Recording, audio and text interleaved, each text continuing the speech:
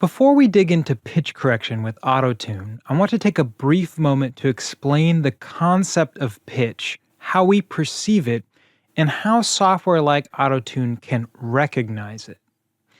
Sound as we experience it is made up of positive and negative changes in atmospheric pressure interacting with our eardrums.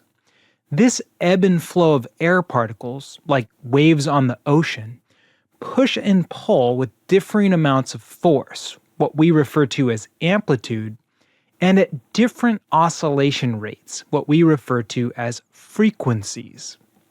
When the rate of push and pull is consistent, or what we call periodic, we will perceive that sound as having a specific pitch.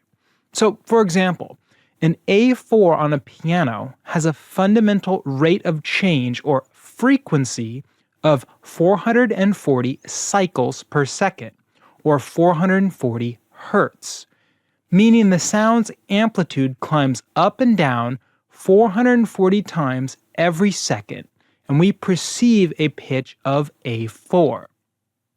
Faster frequency oscillations create higher pitches, while slower oscillations create lower pitches. The low E on a bass oscillates about 41 times per second, or at 41 hertz.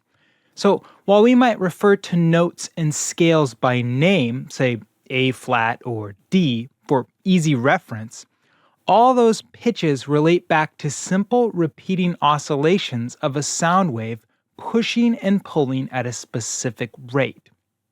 So what do all these numbers have to do with correcting a flat vocal take? Well, in order to know how much to correct a pitch, Auto-Tune must first identify the incoming sound's pitch or oscillation speed. By measuring the number of times per second a sound oscillates, Auto-Tune can determine its periodicity and create a target for correcting it. So, if that A4 you sang is a bit flat and sitting around 430 Hz instead of 440 Hz, Auto-Tune can measure the input's cycle and determine a recipe of speeding up that cycle by about 10 Hz to reach the target pitch. I know what you're thinking. I'm not a math person, I just want to save my poor vocal take. Don't worry.